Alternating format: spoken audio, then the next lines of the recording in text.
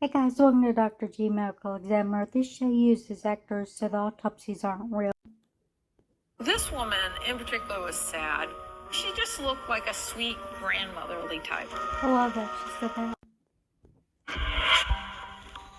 Dr. G learns that Virginia Lowry was in Orlando on vacation with her son Dennis and her grandson Nathan. It was a nice break from the winter of Michigan. We went to Florida for the warm weather and sunshine, and she loved it down there. After a day of sightseeing, Virginia and her family sit down for dinner at a seafood restaurant. It was just basically a perfect dinner, perfect vacation so far. And then, she started complaining about something in her throat. I'm wondering if she's having an allergic Give reaction. water, and I thought it would probably work its way out. The water seems to help, and the family finishes dinner and returns to the hotel. We were relaxing in, getting ready for bed, and gonna watch the ball drop for New Year's Eve, and me and Nathan were running down the hallway at full speed to see who was faster. But then Dennis hears something coming from his mother's room. She was making like a coughing and choking sound. And it sounded like she wasn't breathing in. Like gasping for air or something. And took her to the hospital. But I don't understand how the fish bones are connected to, multiple hours after she ate. Honestly, truly, I didn't think she was choking on fish bones. Me either. It didn't make sense. So I really didn't know what I was going to find. I looked in the mouth. I certainly don't see anything. It's not long before she does spot evidence of a past stroke. I really don't think the answer's in the brain. A lot of fat surrounding her organs. That's bad. That's what's associated with type 2 diabetes. Diabetes can cause damage to the abdominal organs. She starts with the liver. I look at the liver. It's very congested, a little fatty, probably from her obesity. I look at her spleen, and I look and move the bowels around to see if there's any hemorrhage behind all those bowels. She didn't have any of that. Okay, so it's nothing. Her kidneys, though, not so good. Her kidneys show very devastating effects from the high blood pressure and from the diabetes. So I'm not finding anything that really tells me what's going on, but we still have a few things to look at. And the one important thing, which is high on my list, is those lungs, because this could be a pulmonary embolus. Blood clots develop in your vessels in your leg that can break free and get into your lungs. I really think that, that would have fit some of her symptoms. She was coughing a lot. I think it's a heart problem because of her diabetes. Her lungs do not show any pulmonary emboli. Dr. G has one more organ left to examine, and that's the heart. Dr.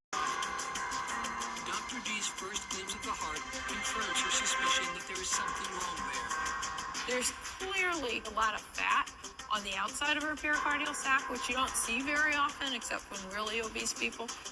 Since Virginia was obese, this isn't a surprise.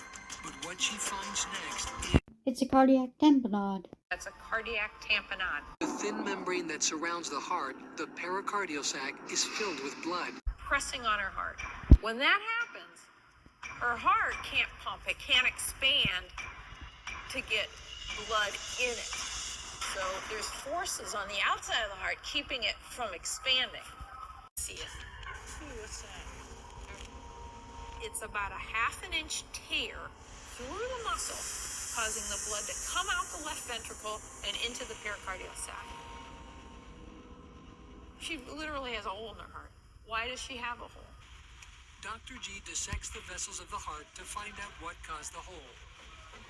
As I cut that coronary artery about 5 millimeters, there it is.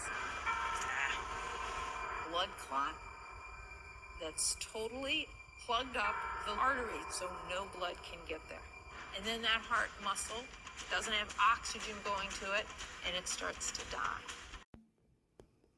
Constant stress on that dying, softened part of the heart, it eventually gives out and tears a hole right through it. But there is one thing that puzzles Dr. G. I can't tie this one up with a little bow for you. We know she's on medication to lower her blood pressure. She's on 2 oral medications for type 2 diabetes. She's on a medication to lower her cholesterol, and she's also on blood thinners. Virginia's combined medications should have helped prevent this from happening. Why didn't they work? Something is not quite right. I'm wondering if she lost them or something like that. Hoping to shed some light on this final mystery, she decides to make a call to Virginia's son, Dennis. What she learns finally helps her piece the puzzle together. This story actually begins years ago because of her putting on weight, causing type 2 diabetes and high blood pressure. Plaques start building up inside of her coronary arteries, and that decreases the space for the blood to go. Her doctors prescribe medication to control her cholesterol and blood pressure. But Dennis reveals to Dr. G startling new information. She hadn't been taking them. There's no way to know for sure if Virginia's medication would have prevented this. But without it, she develops a thick layer of plaque in a coronary artery. This plaque eventually ruptures or breaks open. The body responds by forming a clot over the ruptured plaque, which then blocks the artery completely. That clot then cuts off blood to that heart muscle, and then doesn't have oxygen going to it, and it starts to die. That's an acute heart attack. This heart attack happened several days earlier, most likely 5 days ago, but she didn't feel it. She had a silent heart attack. The dying heart muscle grows weaker and weaker until finally it tears. That pressure of the heart pumping causes it to tear. And then blood shoots out the heart and starts filling up and filling up and filling up the sac where the heart sits. That's a cardiac tamponade. The heart is being suffocated by its own blood. It compresses the heart so it can't beat. Thank you for watching. I'll see you next time.